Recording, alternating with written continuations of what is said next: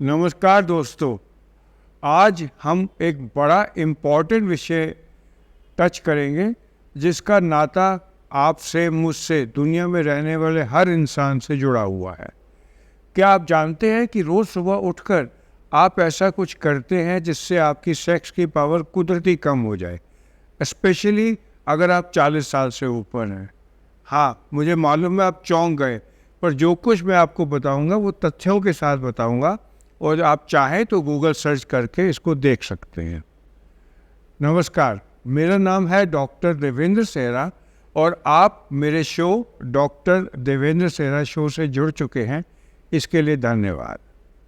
दोस्तों, आज हम डिस्कस कर रहे हैं कि क्या जो हमारी सेक्स पावर है, जो उम्र के साथ थोड़ी थोड़ी घटती जाती है, क्या हम इसके घटने में खुद भी कोई योगदान देते हैं, स्पेशली अगर हम मेल हैं तो। और अगर लेडीज़ हैं तो क्या उनको जो सेक्स की बेसिकली सेटिस्फेक्शन मिलती है उसके मिलने में कमी आ जाती है? क्या उसमें हम रोज़ सुबह उठकर प्रैक्टिकली हर पर्सन उसमें योगदान देता है? वो कैसे, इसके बारे में बात करूँगा। और मैं चाहता हूँ अगर आप ये जानना चाहते हैं तो मेरे वीडियो से अंत तक जुड़े रहना। और अगर आपको जो मैं बताता हूँ वो कुछ नया लगता है और इंटरेस्टिंग लगता है तो मेरे चैनल को सब्सक्राइब कर लेना और अपने लाइक माइंडेड पेपर में शेयर कर देना। ऐसा होता है कि हमारे शरीर में जो बेसिकली सेक्स के लिए वेसल्स की ताकत चाहिए होती है, जो डायलेटेशन की पावर चाहिए होती है, वो आती है नाइट्रिक ऑक्साइड से। और नाइट्रिक ऑक्साइड बनाने के लिए नाइट्रेट्स और नाइट्राइट्स की ज़रूरत होती है। हम सबको मालूम है जो गोली वियाग्रा आती है वो भी अल्टीमेटली एंड स्टेप पे यही करती है कि शरीर में नाइट्रिक ऑक्साइड बढ़ाती है जहाँ पर उसको एक्ट करना होता है।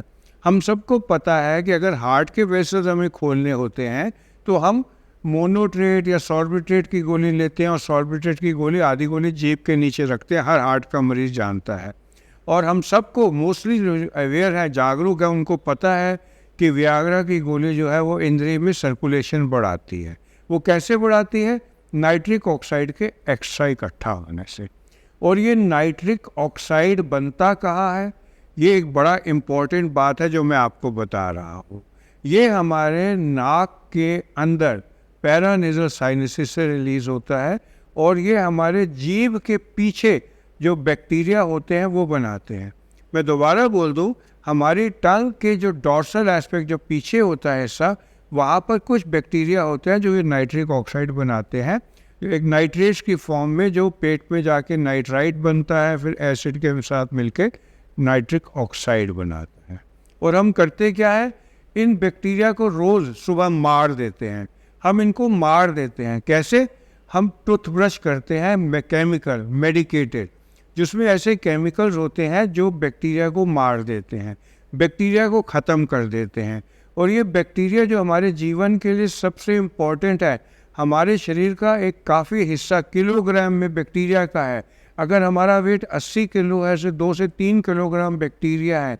वो बैक्टीरिया जो हमारे नाक में, मुंह में, आंत में, कान में, सब जगह पर होते हैं, और जहाँ पर अलग अलग बैक्टीरिया का अलग अलग काम होता है, उन बैक्टीरिया को रोज़ सुबह हम ब्रश करते हुए मार देते हैं।